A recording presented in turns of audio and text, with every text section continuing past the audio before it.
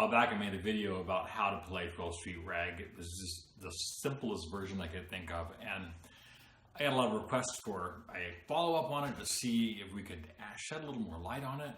Some people were like, oh, can you do a tab for it? And I think we got kind of overwhelmed by the idea of everything that needed to go into this song to make it teachable. There's a lot of things going on, and it's one of those kind of songs that if it's not somewhat apparent about what's going on, you're probably not quite ready to play it yet.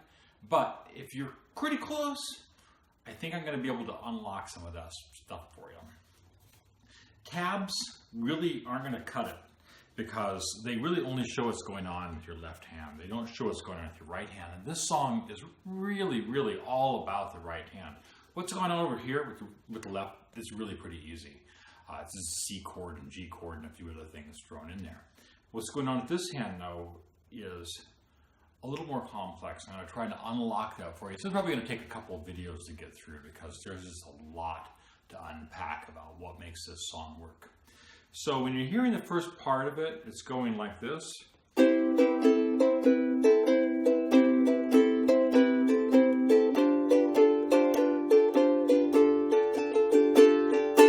What's happening with this hand is you are accenting beats kind of in a triplet pattern. It's going.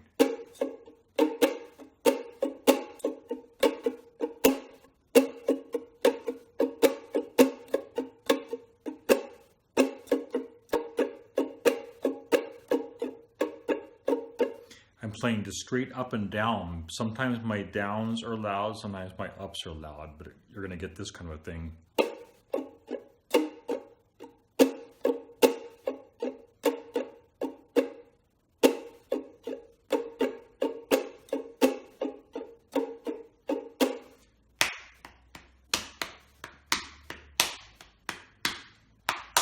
Hear that? You're trying to replicate that with this hand.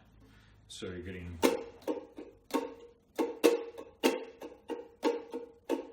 Practice that super slow until it's really clear and really automatic. And you're not having to struggle thinking about where to put that beat. So you're able to get this sound that's like...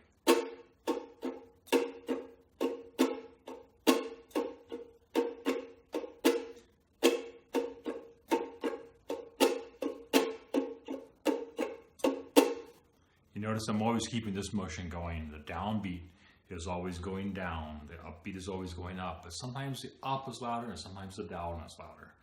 You want to work on that until you can start building the speed up.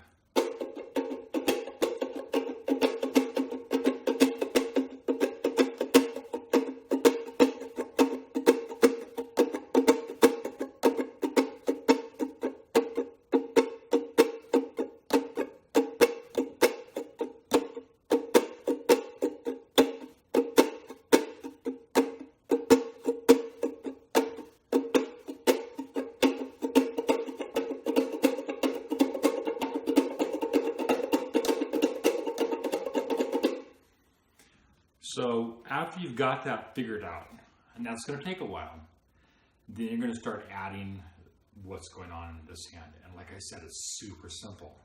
You're playing a C chord, and you're going to be walking down.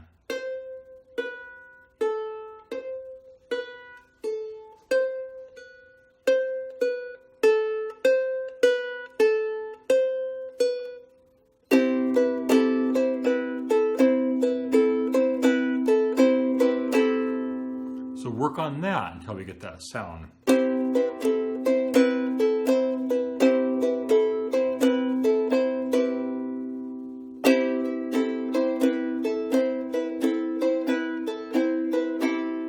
There's a couple different variations you've heard there. One time is just going down all the way through the whole phrase.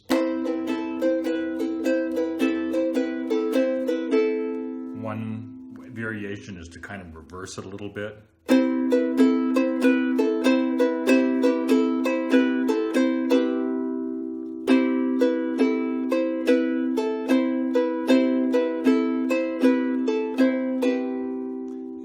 Things you can add to sort of spice this up.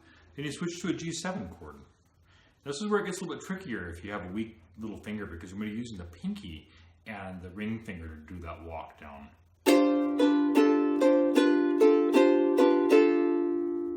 You don't have to go quite as far because there's just 2 repeats of that.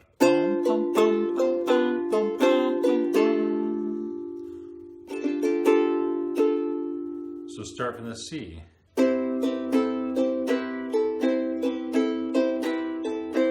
G7.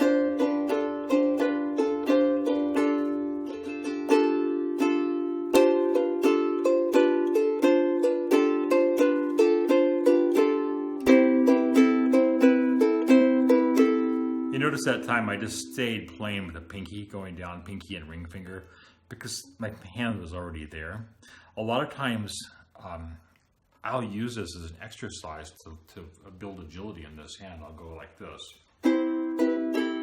with those 2 fingers, and then these 2 fingers, and then these 2, and then these 2, and I'll do this.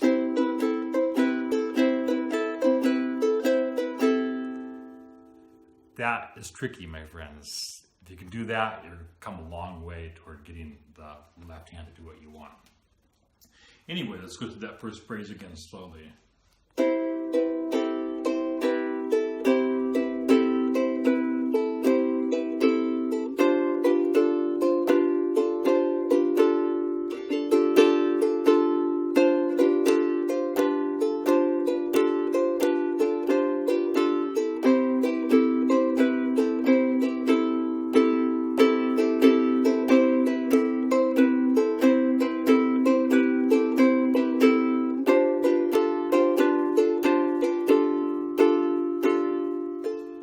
And that's all up until the part where you go D,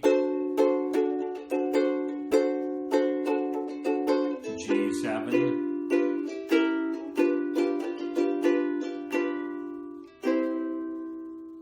and that's probably good for today. Work on that, and we'll come back for the next round ASAP. I promise I won't take so long this time. I think I've got this figured out about what we need to get across. So work on that, hang in there, see you soon. Thanks.